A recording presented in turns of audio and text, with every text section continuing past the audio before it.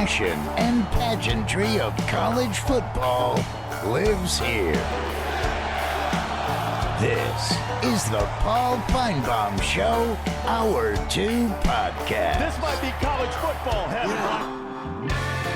We begin, and what a busy afternoon it's already been. We've already been on the air 1 hour, but that hasn't stopped the news from pouring in, and we'll update you throughout the afternoon and evening. It started last night with this statement from the Southeastern Conference following a video conference of the league's presidents and chancellors. What was so interesting is they already had a scheduled meeting today in Birmingham, but they felt the need to get together so they could issue this statement, which said a lot, but left a lot unsaid. And at the very end, they put in a bit of a spiel for Ted Cruz's Protect College Sports Act. The reaction today has been swift and from all corners because the Big Ten didn't issue boilerplate. The Big Ten did something about it. The Big Ten, in a unanimous vote, agreed to prohibit football players who have signed professional contracts, were on a professional roster at any point, or declared for the draft as an underclassman. One SEC president called what is going on a mockery. Okay. The meetings are going on right now. I mean, by the way, Kirby Smart said he's not going to take anybody from an NFL roster. Kalen DeBoer, who's had a very big week, he's a little bit outside his comfort zone, named a starter, and now has said possibility of adding departed players back to the roster. Mike Rodak covers the team. Mike, before we get off of Lane Kiffin's throw, what's going on with Kalen DeBoer? Yeah, I mean, the question was posed to him yesterday. It's really been the first time I think he's been asked about it publicly as far as, bringing a player back who was a member of this class of 2022, high school class of 2022, who just graduated in the spring. And, that's the group of players that is getting this eligibility for a fifth year based on various lawsuits. So there's actually a very small group of Alabama players that applied to last year. There was only 5 seniors, fourth-year seniors on their roster last year. And really the player that I think we can hone in on is an offensive lineman. It's Cam Dewberry. He was a starter for Alabama last year at guard, and he was undrafted. He went into the draft thinking that he had no eligibility left because he was out of his 4 years, and he signed a free agent deal with the Falcons. He's been in training camp with them. And, he's not likely to make the 53-man roster for the Falcons because he's undrafted. So if he gets cut, and if there's a way legally to get him back to college, as there has been with other players now, I think Alabama would be open to that possibility. That's what Kalen DeBoer said yesterday. In fact, that's even what the offensive coordinator, Ryan Grubb, said today. He was asked a similar question and basically said, why wouldn't a team would want to improve their roster if they could, if it's within the rules. So the question is, will it be within the rules, which then goes back to what you're talking about as far as the SEC meetings, and will they make a similar rule to the Big Ten? Mike, the good news is that he was a starter last year. The bad news is that offensive line was so bad, I'm not sure that's good news. Tell us more about him. Yeah, so he was actually a Texas A&M transfer. He played his first 3 years at Texas A&M, and like you said, Alabama's offensive line needed him last year. They had a lot of different guys coming in and out, some injuries. They had a lot of issues along their offensive line, and he, I think, was a serviceable player for him last year. Obviously, he was not good enough to get drafted by the NFL, but he was good enough to get into a training camp as an undrafted free agent. So, Alabama's offensive line is not necessarily in a better spot right now in terms of known quantities. I think right now at left guard for Alabama is your most likely starter next week is Mal Waldrop, who has played 7 snaps. He's a sophomore who played 7 snaps last year as a freshman. So if you could bring in a player like Cam Dewberry, who's in his 5th year and has played a lot more snaps over the course of his time at A&M in Alabama, I think it's hard to turn down, that sort of potential starter or depth or experience or however you want to put it, especially if there is an injury that hits this offensive line at some point.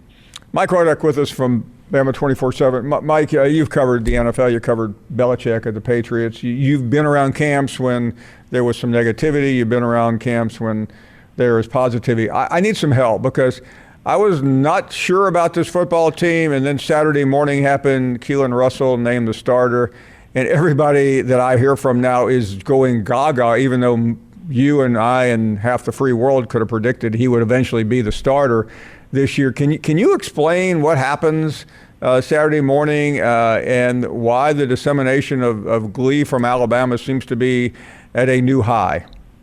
Yeah, I think it probably goes back to the number next to his name, which is 5. He's a 5-star player. He's the highest rated recruit in the history of our database at 24/7 to go to Alabama.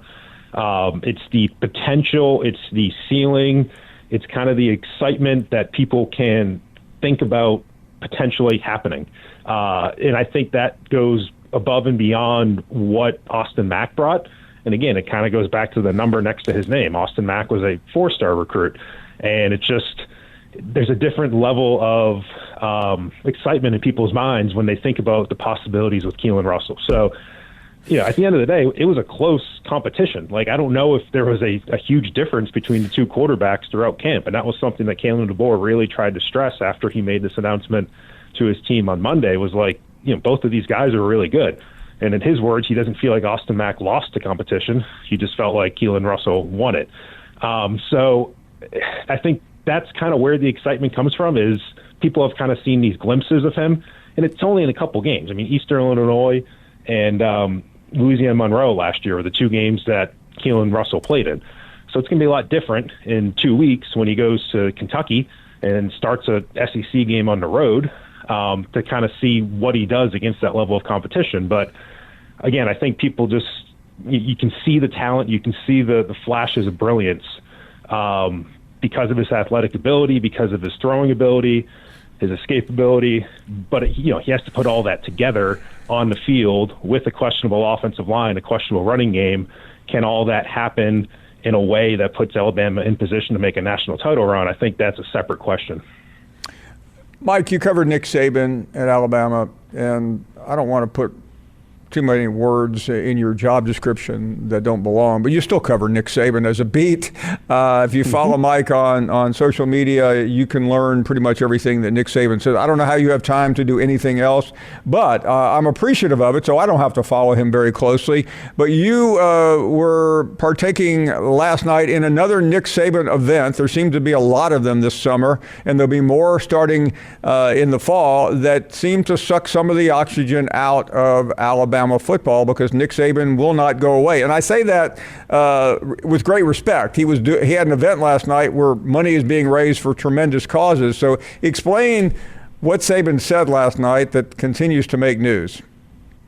Yeah, so it was the Monday Morning Quarterback Club in Birmingham, and they have an annual event, with it's called the Nick Saban Legacy Awards that, like you said, raises money. I think Mac Brown was one of the honorees last night.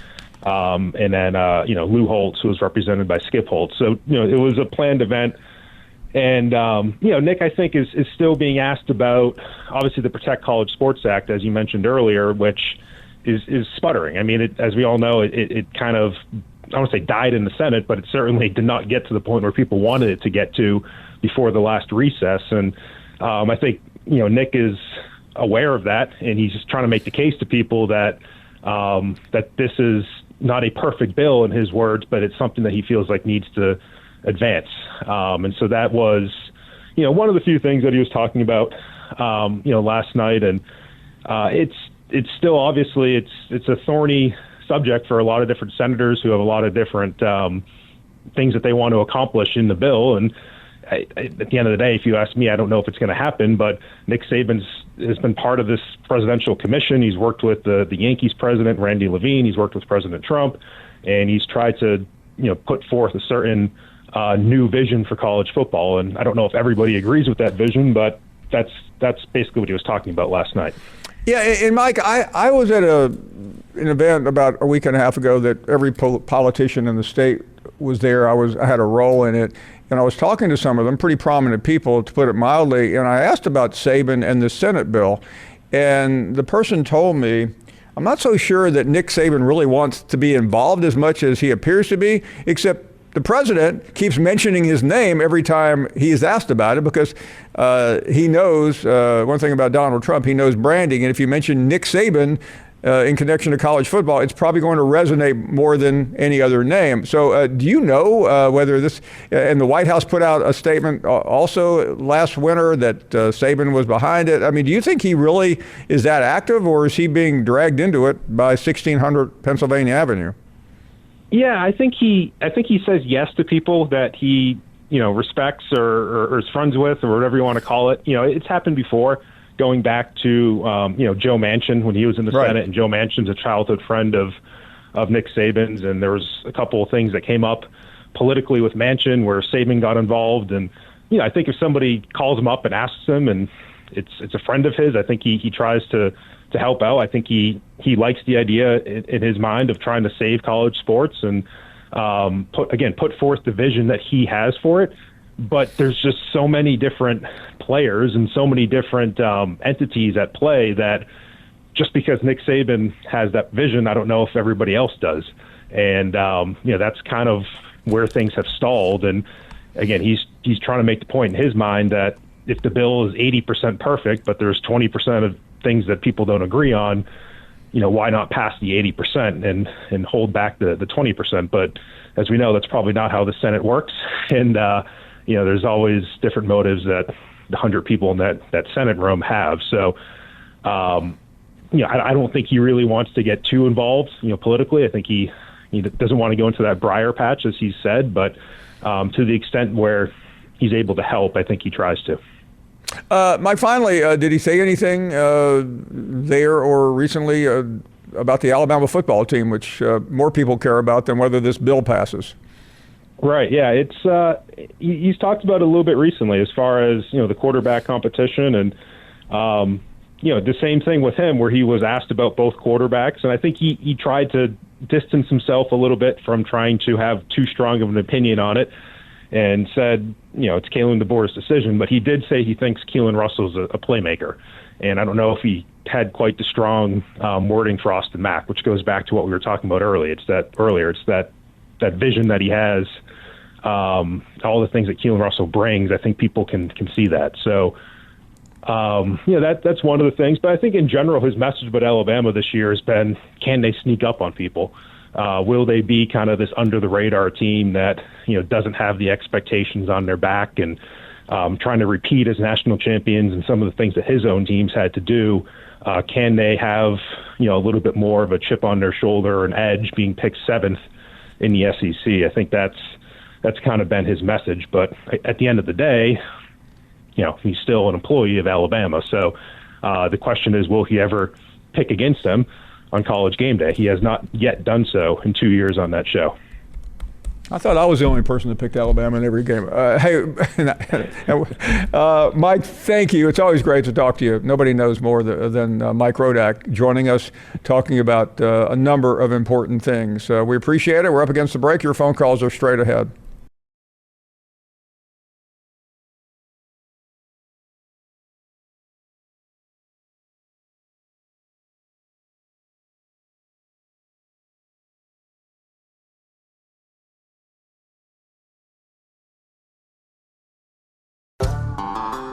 You're listening to the Paul Feinbaum Show podcast. Back, and Robert has returned. Robert, our good friend from out in Iowa. Hello, Robert.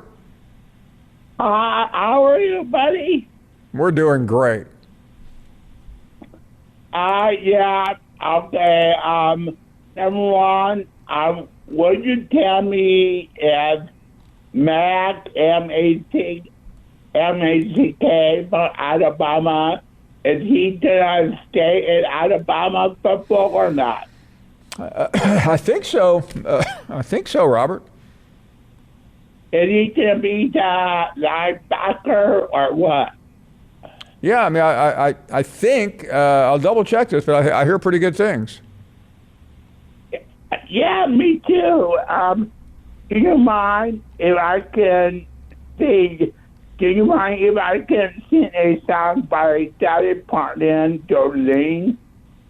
That was probably considered her greatest hit. So, yeah, you're welcome to sing a couple of bars. Okay. There. I'm gonna send you a song that said, "Don't lean, don't lean, don't lean, don't lean. Oh, my best of you, please don't take my man. Don't lean, don't lean, don't." Robert, that was absolutely fabulous. Listen, you be well. Give your best to your mom and dad, and I hope to see you one of these days very, very soon. Let's check in with Trey in Tuscaloosa. Hello, Trey. Hey, Paul. Daryl calls in this show acting like he's been watching the Little League. Paul, I can tell you he hadn't been watching. All he saw was the highlight, because he would have known that they started at 2 o'clock today, and if he had been watching it, if he knew anything about the Little League, he would have known that these players are on a pitch count, and they have said that this girl cannot start again for at least 4 days, which is going to be Saturday in the championship game. But, Paul, about a week ago when this team started playing in the regionals, which is in Georgia, where Daryl lives, I told people that they should watch this team in this picture, and you had a caller calling in. I remember you called in right here. I remember it well. Yeah, and you had a caller call in and kind of made a joke about me saying something. But, Paul, I want to get your opinion on these players. And this is my opinion on these players wanting to come back. And this is being a player and a coach. Paul, I think it's one of the most disgusting things I've ever seen, because when one of these players come back, that means you're going to have to cut somebody. Am I not right? Listen, you're 100% correct. Someone will be taken off that field when these guys show up. So, Paul, where's your responsibility? You're going to have somebody who's probably been there since spring and March, has made it all the way through the last week of the season. He might not be a starter, but you're going to have somebody come in from the NFL because he failed, and this kid has made the roster, and then you're going to end up cutting him. I just think that shows lack of character, and I don't like it. And any coach that would do that to a player that has been there, especially since spring, I don't care how good they are or not, Paul. You've got to show as a coach some kind of character and just say, no, we're not accepting anybody from the NFL that has already went out and played. I think it's wrong, and I think it's disgusting. But anyway, Paul, thank you for taking my call. I'd like to get your opinion on that when I hang up. Yeah, Trey, listen, you're right, and that's a big part. If LSU, let's say they lose a first game, and what if that player makes a mistake because he doesn't know the snap count, he doesn't know the signals, he doesn't know anything, and the biggest concern I think is upsetting the chemistry on the team. These guys have been together all summer. This isn't the old days when you get X number of days. These guys do not leave. They do not go home. Yeah. Some of them, since they had the spring football game, and a lot of those kids are probably not going to play. They're second or third string, but it don't matter. They have put their time in since March. No. I mean, Trey, I know somebody. I'm not going to get too deep into it, but whose kid was a walk-on at one of these SEC schools, and he's going somewhere else right now because they don't want him. I mean, I don't need to tell you how hard a walk-on works and how little respect they get, and now they're all gone. I realize that the rules have changed and they classify them differently, but that's a big part of this. Hey, thanks for the call. Really great point. We have to go to a break. Busy.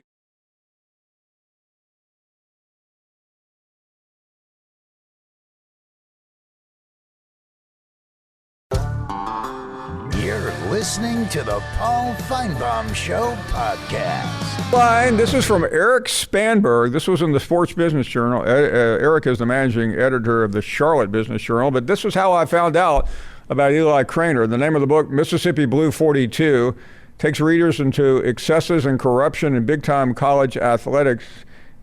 It was a year ago today we had Eli on, and Eli's coming back again because the paperback is out and the book has never been more relevant and won countless awards. If you remember the interview, Eli played college football at the highest possible level, as we learned last year. Eli, first of all, congratulations. I know this book has won 1 million awards. It's done incredibly well, and now the paperback is available. How are you? Thanks so much, Paul. I'm doing good, man. I really appreciate being back home. Well, we're looking forward to it because you can't help but keep up with the news. Before we even get to the book, as somebody who's not only a writer, you don't have to. This is not even fiction what we're talking about. Although it sounds like a good idea for another book. Just what's happening in college football right now? It's absolutely. I'm honestly working on the second book in this series, which it feels like trying to catch the tiger by the tail, because this book was set, in 2013, 2014. And the reason I did that was because I had things I could pin down with that. It was history. But now I'm trying to write one that's set in this current time. And I mean, every month, every week, it's a new storyline. And so trying to pin that down has been almost impossible. And I think in order to actually achieve true satire, you can't try and pin it down. You have to try and just guess at what's going to happen. You have to try and predict. I mean, Eli, I had somebody text me today and say, you really need to write a book about all this. I said, by the time you finished with the third chapter, it would be obsolete. You couldn't do it.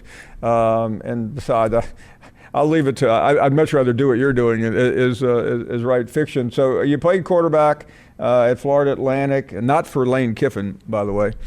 Howard Schnellenberger. Which guy with a slightly more pristine reputation. By the way, I got to know Howard, and you couldn't help but, I mean, his story where I am in Alabama is legendary. Miami, legendary. What was that relationship like? So I was a redshirt quarterback from Arkansas. I was the only guy from Arkansas on the entire roster. And Coach Schnelly, the only reason I think he knew my name is because my roommate was a pretty decent offensive lineman. And yeah, Coach Schnellenberger, he used to ride around on a golf cart.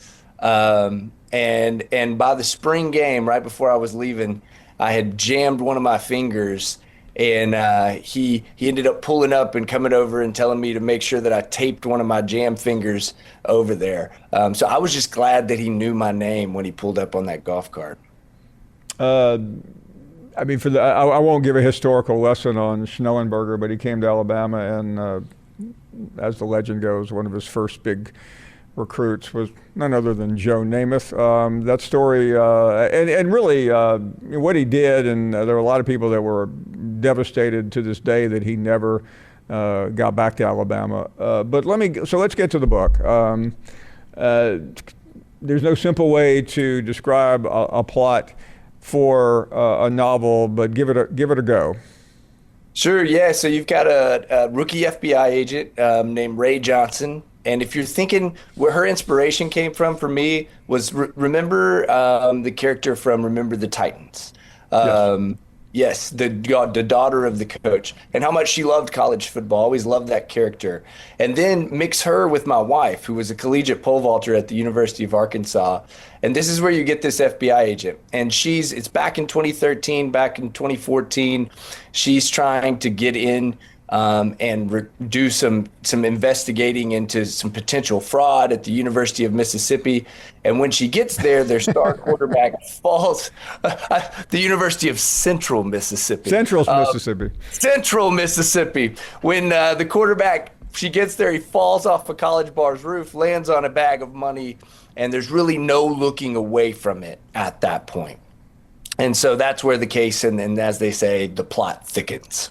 Okay, well, we won't give away the plot because before the next one comes out, you should read this one. But tell me this, Eli. In my prior life, I gave writing a go. I was a New York Times bestseller, a New York Times I mean, Okay, but I was a slovenly sports writer who once thought I was going to become a novelist. And about 150 pages into a book that I really worked hard on, I read it back to myself and I said, this is a piece of crap. I am going to throw it away, and I haven't seen it since. So how do you do it? I mean, what type of discipline goes in to being a novelist? Well, for me, it all happened when football ended. So when football was over for me, I didn't know what in the world to do with my life.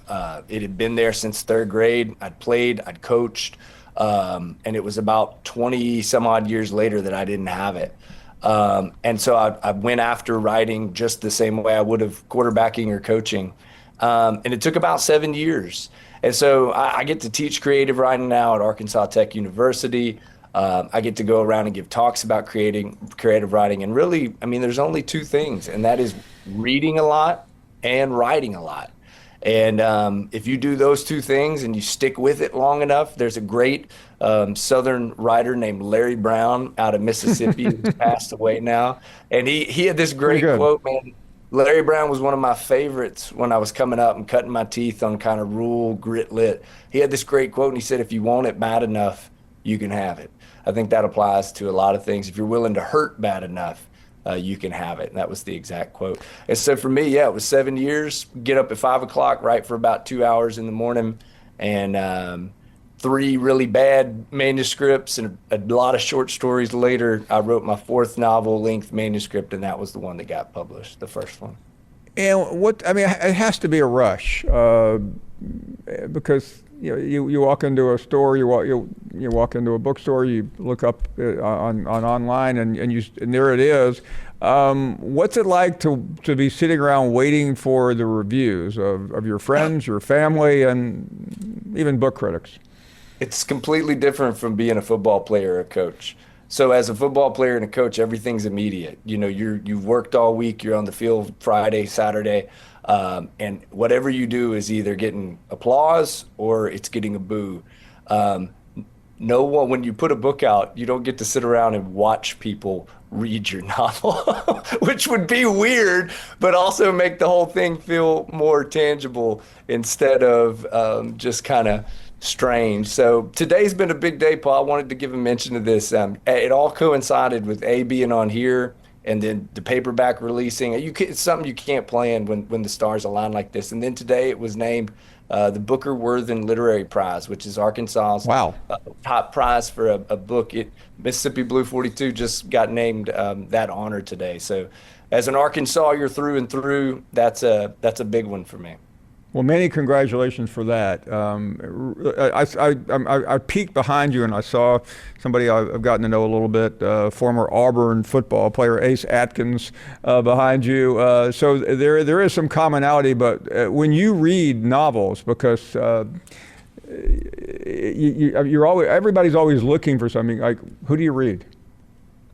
So first off, Ace is a huge mentor figure. I mean, as college football guy, that turns into a novelist. There's just not many out there. And so I knew Ace from spending some time in Oxford, which isn't too far away from where I live. And he's been such a big help of getting me up there and going. My all-time favorite crime novelist is Elmore Leonard. Elmore Leonard is, for those who don't know, he wrote short story that inspired the TV series Justified, but also short story that became 3:10 to Yuma. He wrote all sorts of things that have become movies like Jackie Brown, Get Shorty. But I just love all his stuff, from the Westerns all the way up to the more recent crime stuff. Some modern guys that are really blowing it out for me right now are a guy named Sean Cosby, S.A. Cosby. Writes Virginia kind of rural noir. And then Jordan Harper. A Violent Masterpiece is the book that just came out this year, and it had a big write-up in the New Yorker a week or so ago. He's a Missouri boy, but has spent the last years as a TV writer in L.A. So a really cool combination there. I also see somebody named John Grisham up on your upper shelf, and I met him a couple of times and interviewed him, but the most enjoyable hour I've ever spent with him was giving him a tour. He was there for something else, and we were at a lunch, and I said, "You have 5 minutes." An hour later, his handler, he finally said, "I'll let you know when I'm done." I gave him a tour of the Alabama Sports Hall of Fame, and to watch John Grisham look at statues of people like Bear Bryant, of Joe Namath, of Willie Mays, and Hank Aaron was an hour I will never forget. I mean, he would have still been there because I think I finally had to go do my show because it was about 1:45 in the afternoon. But he is, I know he's inspired so many people. Well, he's in Arkansas. He's born in Arkansas, and he has always kind of been the shining light. I mean, as a guy coming up in Arkansas writing books, everybody's like, all right, the next John Grisham, or John Grisham's name's thrown around a lot. And I will, here coming up in September, we're going to be at the same festival in Paris. So this will be the first time. For some reason, my books do well in France, so I get to go over to Paris, and there's a festival called Festival America, where they just bring over American authors, and he'll be there. So I'm hoping to make the Arkansas connection. Well, that is cool. Will you give him our best? I spent a day with him at Square Books once doing an interview, and pretty heady stuff over there. I know you've been there. Eli, thank you. So great to meet you again, and we wish you all the best and congratulations on the big award today. Eli Cranor with his book, and we'll take a short break. We are back right after this.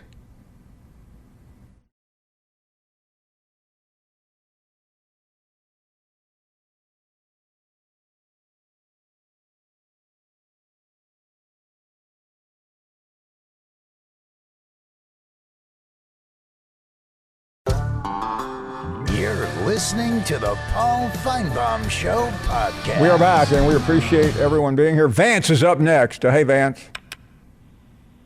Hey, Paul. Yes, I'm going to say that I actually was surprised to hear the news about Dolly, but she's like a part of Americana. She's just always there, but I think that you and your conversations with Rick and Augie and Chris pretty much narrowed that down. So, wow. God, Paul, time flies, doesn't it? Well, anyway, I got a question for you because I really am missing something. You've heard me several times call you and blast the NCAA and blame them for what's going on. But, Paul, I've got to be missing something integral because my mind says the root of it was when Justin Fields claimed racial slurs were hurled at him, I believe, at a Georgia baseball game. Correct. And then he goes and transfers to Ohio State, and they allow him to be eligible the next year, where all of my waking days, you could transfer, but you were going to miss. You were not going to be allowed to play the next year, no matter where you went. And Paul, I've got to be missing something. That cannot be the catalyst. Well, let me tell you what happened, Vance, and I saw it firsthand. About 30 years ago, maybe 25 years ago, you started getting attorneys involved in college athletics, plaintiff attorneys, starting filing a lot of lawsuits. You've heard me say I've testified in a number of cases involving 2 different Alabama situations. And so I had a pretty good seat, and that was in some ways the beginning of it. And the reason for that was the NCAA was so corrupt that something had to be done. And as everything in life happens, it became a cottage industry. The law firms popped up whose only responsibility, they were boutique law firms, and all they did was represent universities. You had some on the plaintiff side who sued, and that's where we are today. It's very litigious. You also have politics of today involving in the judiciary on both sides. You hear about the radicalization over here, but local judges are no longer responsible individuals. They just are kowtowing to whatever way the wind is blowing, and especially in a state like Louisiana. Well, I knew that I was missing something because it was too simple to just lay it on that one case with Justin Fields and the NCAA. But let me ask you this. What was more horrifying to an athletic director than getting a letter from the NCAA, kind of like a human getting a letter from the IRS? It used to be the most frightening thing in college athletics. There was nothing, and that's how that's how I cut my teeth as an investigative reporter, mainly on cases like that. And I saw the NCAA firsthand. I've been in court with them, not me personally, but my newspaper. They are some of the worst people. I mean, I don't want to compare them to foreign countries, but they're some of the worst operators to ever operate on U.S. soil. Thank you very much. Let me get William in here because he understands all this as well.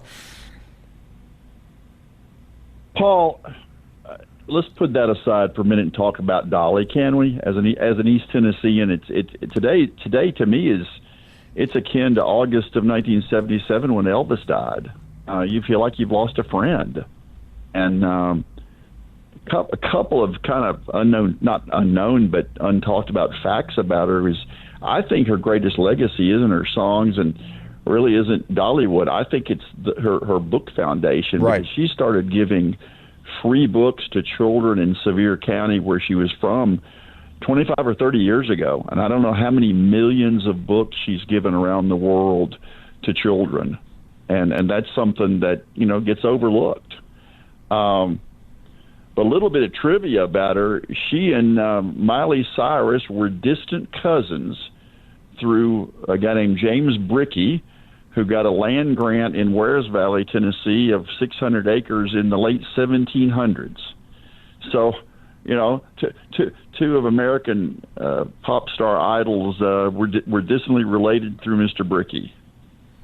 That is really interesting. I don't know if you remember the interview we had with Miley Cyrus's father. It remains the single worst interview in the history of this show. So I'm glad you reminded me. Hey, thank you, William. Appreciate it. Listen, everybody has their moment in time with something like this, and for a lot of people, not only in East Tennessee, where Dolly was born and was so, her career blossomed literally across the world this afternoon. We'll take a short break. Thank you for listening to the Best of the Paul Feinbaum Show podcast. Watch the Paul Feinbaum Show weekdays from 3 to 7 Eastern on the SEC Network. Plus, you can listen and watch on the ESPN app.